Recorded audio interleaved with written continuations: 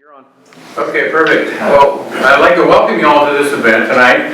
In the 20 years that the Serrano Homeowners Association has been in existence, this is the very first time that we've had an opportunity here to meet the candidates by a group of homeowners that's really outside of the HOA. We're all homeowners ourselves, but as concerns homeowners, we thought it would be a great opportunity to have a chance for you as fellow homeowners to meet the candidates in a very informal setting. And my name is Don Neer. I'm a homeowner. I live up in Village D2, and I belong to a group that's putting on this event. It's called the Serrano Homeowners for Positive Change. And we're all about, basically, us as homeowners taking control of our HOA.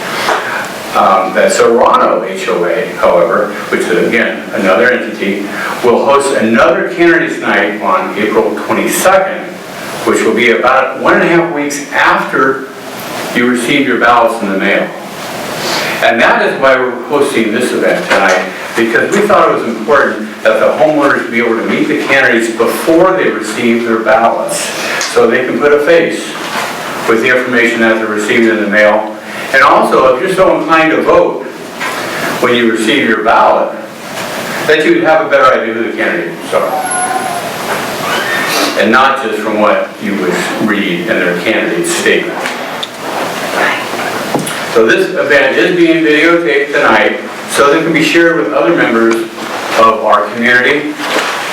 And we're going to do that through the social media. A member of the audience just suggested perhaps on YouTube, which I think is a great idea. So that's kind of the direction we're going. Now I wanted to let you know that all candidates were invited to this forum either through Facebook or the next door social media sites whenever possible. And also candidates were personally emailed this invitation or contacted through all available means while still respecting their right of privacy. Despite this effort, one or more of the candidates did not respond to this open invitation. The Serrano Homeowners for Positive Change certainly appreciates the attendance by the candidates you see in front of you tonight. At the far end of the table, Mr. Robert Thompson. To his right, Mr. Jim Pridemore. And to his right, Mr. Chuck Hammond. Thank you, gentlemen, for coming and sharing your evening with us tonight and sharing your vision. We really appreciate it. This event was publicized as being an open forum with an informal setting. When I came here tonight, the chairs were kind of already laid out, so we kind of put a little structure to it already, but I think that's fine. I have talked to all the candidates, and with the permission of these candidates in attendance, we have set aside a few minutes for some structured questions. And the lady to my right is also a member of our HOA. Is obviously going to be sharing some of the questions with me, so I don't sit there and ramble on, and you much rather listen to her than me anyway. My wife says I always ramble, so anyway.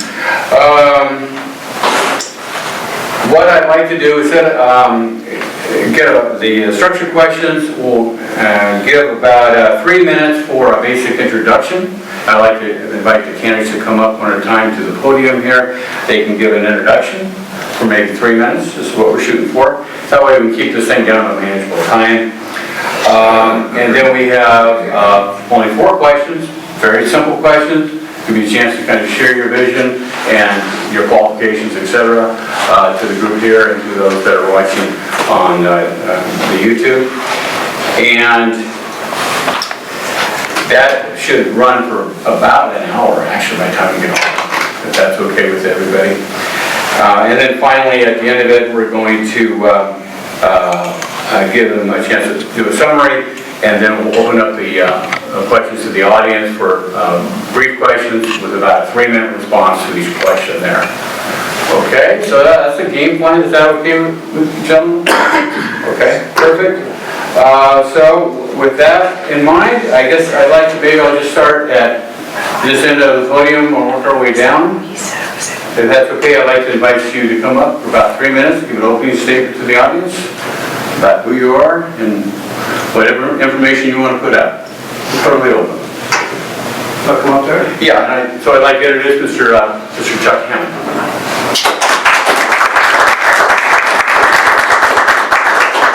to do better than that. I used to be a mayor. Now, can't you do better than that? Come on. No, I'm Chuck Hammond. I've lived up here for 9 years. It doesn't seem like that long. We moved up here in 06. And we live off of Bass Lake Road. And kind of like it up here. And I've never been involved in any type of political functions in Serrano. I've been coaching up here for 9 years. I've been coaching for like 40 years. And my next door neighbor, Eric Anderson, is on the board now. And we were talking one day, and he says, hey, you need to check the board out, see what's happening. And so we started talking, and my wife likes Eric very much. And she said, you need to do that. And it surprised me because I was going to run for CSD board this year. And she said, no, you're not. I said, okay, so I backed up, I left it alone. But the night that Eric talked to her, she said, you need to do that. And I said, well, why now? She said, well, I like Eric, and he's a good guy. So I decided to delve into it, look, see what was happening. I like Serrano. I want to be involved. And I want to know how I can be involved. And I'm going to depend on you for that. Thank you, Mr. Hammond. Okay, now I'd like to invite Mr. Jim Pridemore to come on up.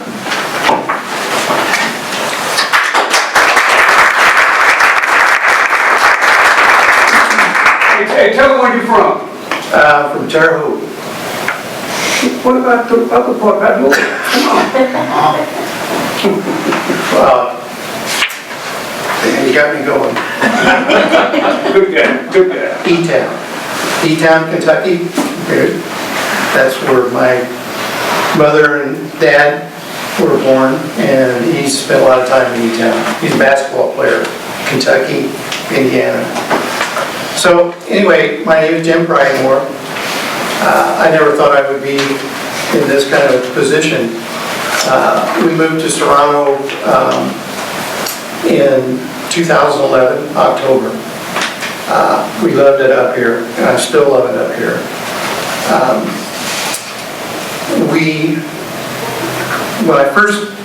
The reason I got involved here is because I was interested in understanding what's going on at the HOA. So about a year ago, I started attending meetings.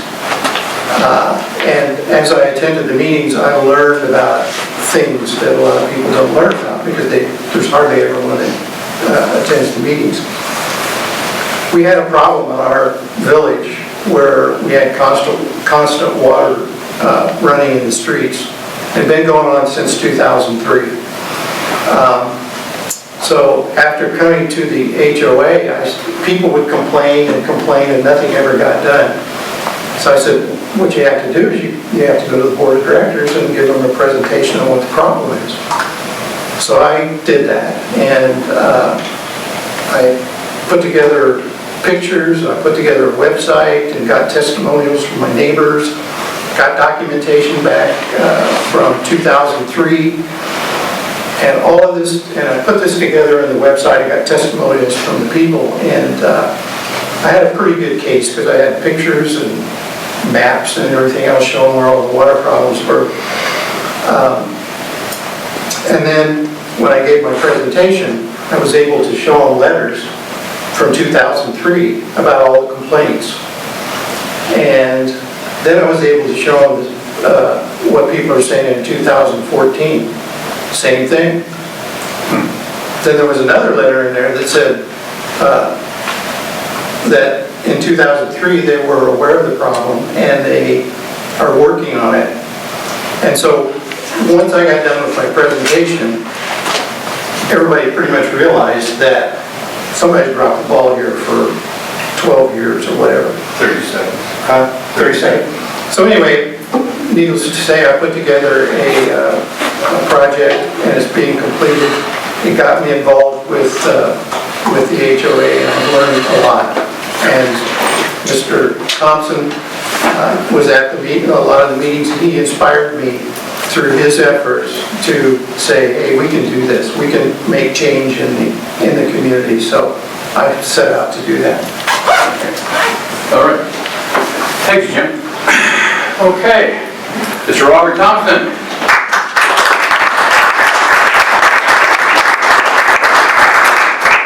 Well, thank you. I know it may not look like a lot of people, but I was a candidate last year, and as we kind of pointed out before we got started, the candidates outnumbered the attendees at our last Meet the Candidates night, so it's progress. I think that's the point, is progress. We are relatively new to Serrano. Unfortunately, or I guess fortunately, depending on your point of view, I'm not new to HOAs.